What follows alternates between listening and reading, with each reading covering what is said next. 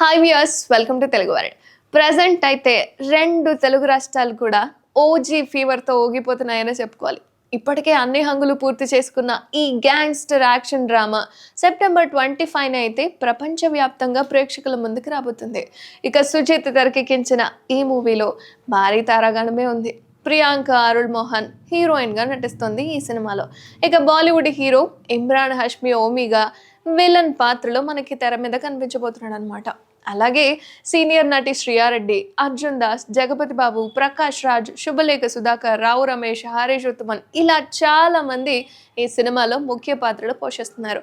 అయితే DJ Tillu beauty స్నేహ శెట్టి కూడా ఓ special సాంగ్లో సందడి చేయబోతుందన్నమాట. ఇక ఓజీ సినిమా షూటింగ్ ప్రారంభమైనప్పటి నుంచి బాగా హైలైట్ అవుతోంది శ్రియారెడ్డి. ఇటీవలే జరిగిన మూవీ ప్రీ రిలీజ్ ఈవెంట్లోనూ ఈ నటిపై పవన్ కళ్యాణ్ ప్రత్యేకంగా ప్రశంసలు కురిపించాడు. ఆమె ఫిట్నెస్ లెవెల్స్ చూస్తే మతిపోతుందని, ఆమెతో గొడవ పెట్టుకోవాలంటే ఎవరైనా ఆలోచించాల్సిందే అని పవన్ కళ్యాణ్ కొనియాడారు. అయితే మరి పవన్ కళ్యాణ్ ప్రశంసలు పొందిన ఈ నటి అసలు ఎవరు, ఆమె బ్యాక్గ్రౌండ్ ఏంటో తెలుసా మీకు? అయితే టీమిండియా మాజీ క్రికెటర్ భరత్ రెడ్డి కుమార్తె శ్రియారెడ్డి. భరత్ రెడ్డి 1978 నుంచి 1981 వరకు టీమిండియా క్రికెటర్గా సేవలు అందించారట. అయితే అంతర్జాతీయ టెస్టులు, వన్డే మ్యాచ్లు కూడా ఆడారు ఆయన. ఇక క్రికెట్ నుంచి రిటైర్ అయిన తర్వాత ఆయన చెన్నైలో క్రికెట్ ట్రైనింగ్ క్యాంపులు నిర్వహిస్తున్నారు.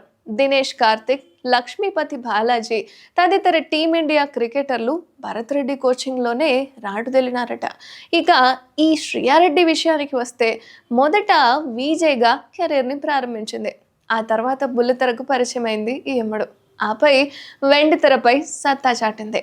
తమిళ్లో అయితే శ్రియారెడ్డి నటించిన పలు సినిమాలు తెలుగులోనూ విడుదలయ్యాయి. ముఖ్యంగా విశాల్ నటించిన పొగరు సినిమా మీకు గుర్తుండే ఉంటుంది. శ్రియారెడ్డికి అయితే ఆ సినిమా ద్వారా మంచి గుర్తింపు వచ్చింది. దీంతో పాటు తెలుగులో అమ్మ చెప్పింది, అప్పుడప్పుడు, సలార్ తదితర సినిమాల్లోనూ సందడి చేసింది శ్రియారెడ్డి. ఇక శ్రియారెడ్డి వ్యక్తిగత జీవిత విషయానికి వస్తే పొగరు చిత్ర నిర్మాత హీరో విశాల్ సోదరుడు విక్రమ్ కృష్ణను ప్రేమించి వివాహం చేసుకుంది.